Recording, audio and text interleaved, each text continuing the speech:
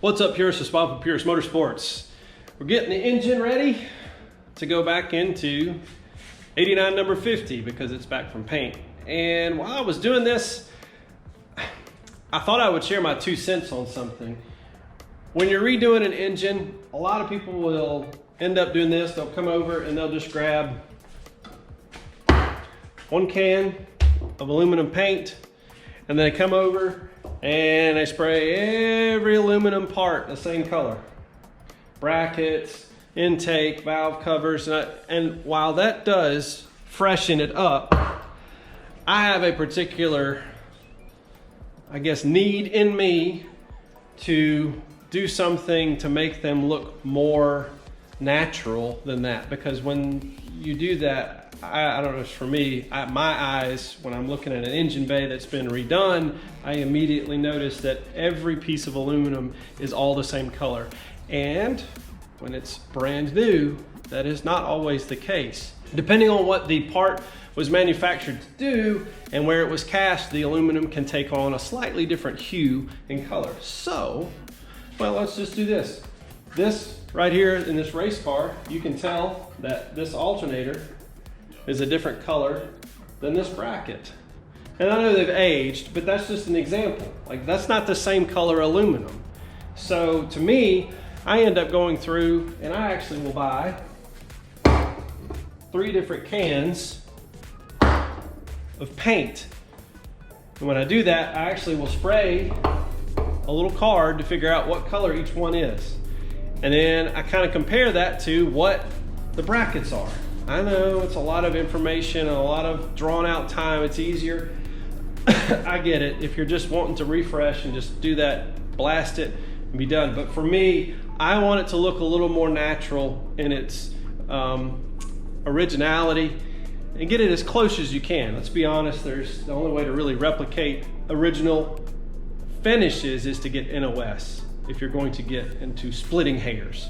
But in a project like this, for this car, the owner plans to drive it. We're not doing a full nut and bolt on it, so don't pick me apart on this. The engine is supposed to be painted gray for 89. I know that. The long block's supposed to be gray. Well, the owners and I have discussed, this is a 93 Cobra motor. For those that haven't been watching, you can watch other videos. Stay tuned for cards that will come up on the video later about this car. But it is actually out of a 93 Cobra that was salvaged.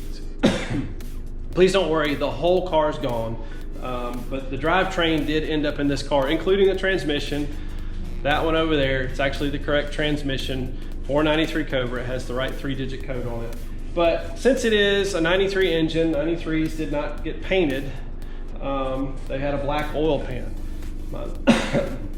Pardon me. My best guess is that when they changed from forged pistons to hyper-eutectic pistons inside of these motors, the change was, well, we just won't paint the ones with the new pistons in it.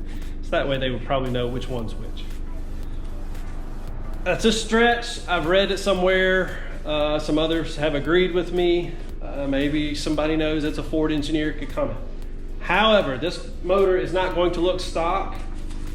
We actually had the headers recoated. You can see here we had them blasted and ceramic coated. They came out really nice. These are going back on the motor.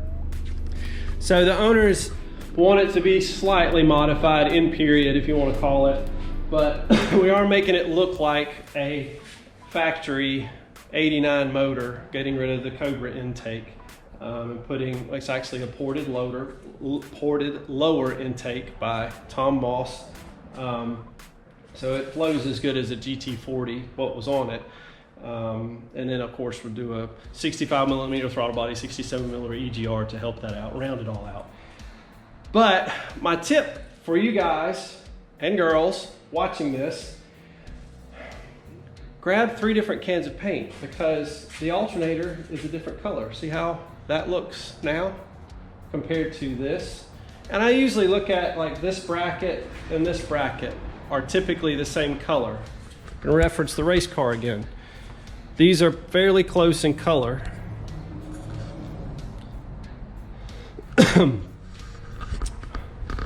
Well, basically these right here I will take and make one color.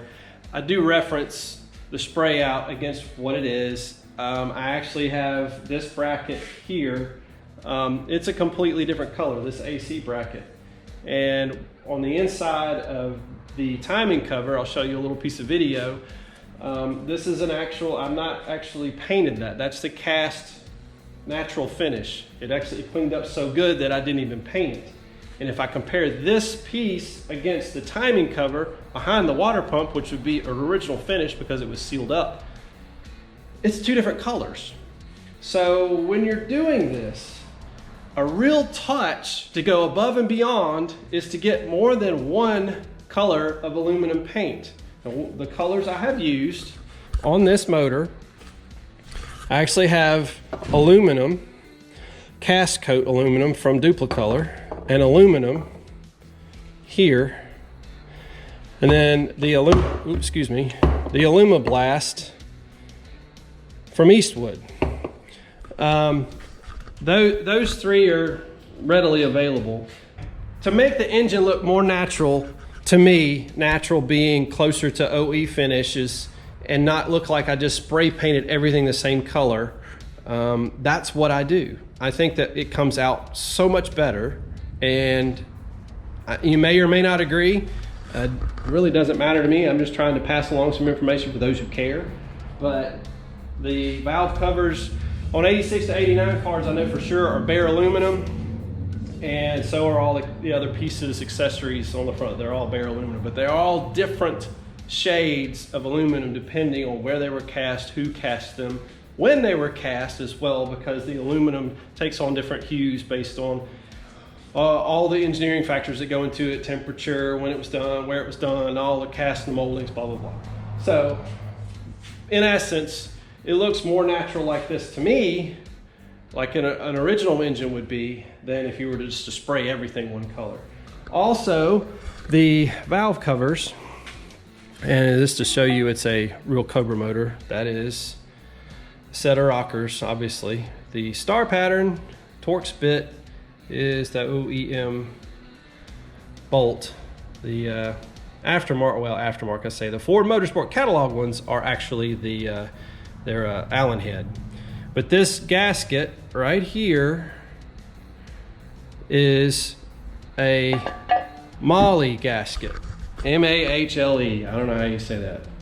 I say Mahle. I've heard other people say other things. But that's like the OE gasket. I'll show you a picture of the OE gasket off the 93 and that. It is the steel with just the rubberized thing. Now I have used, and you can see them back here on the cowl of the race car, the blue rubberized gaskets from Felpro, but I don't like those to show through. And I know that you're probably noticing this is blue, but every intake that I have ever used, the gaskets, they're either cork or this blue, because Felpro is the only one I think that still uses the rubber like the original piece. A lot of people just put a whole big thing of silicone on it and send it. I've never had any problems with these gaskets as long as they're installed properly. So you can put a whole bead of silicone on it, drop the intake down, whatever. But I prefer to use these gaskets. I've never had issues, both front and rear. But the gaskets, to me, also come into play, the color. I'm not a fan of the blue, like I said right there, but that's all I've got. When it's all you've got, it's what you got to use, unless you want to use cork, which I'm not using cork. The other are the timing covers. The Felpro is a blue. Now, I ordered a Mahle kit for this, and it's actually like the OE color. It's gray. The Felpro, like I'm using on the race car because it's cheap, you see the blue. See how it pops out at you? This right here does not jump out, and it's also shaped like an original one. It doesn't have these cross pieces here. So those are just different things to consider. I'll put the part number in the description below if you're interested to that gasket kit. It can be found online.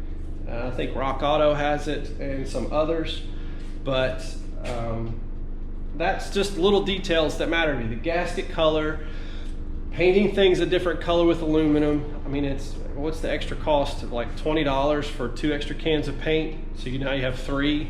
and then you're capable of going through and making things look more natural that way. That's just the way I look at it. I like to see things as close to original as possible. It's nearly impossible to do 100% original without using NOS parts or using reproduction parts that are identical in molds and cast and all that stuff. So. But these things matter to me, and I fight them so that when the finished product is done, it all comes together and it looks good. But stay tuned for that. These are, I've actually painted these, recreated a cast finish there, and that's a blend of 2 different paints. So yeah, there's a little tip from me on making your engine look a little more factory so that it's not as obvious that it's been worked on, restored, and it just, well, hopefully that helps you. But at this point, we're working to get all of this back on that. And stay tuned. We've got found some pretty cool in-period parts from the early 90s from Ford Motorsport on this car. We're going to share in a video coming up, so stay tuned for that. And well, hopefully this helps at least give you an idea or a path to go down to restore your motor when you have it out of the car like this one is. So, but anyways, as I always say, whether you're driving them or restoring them, always enjoy them. Peace.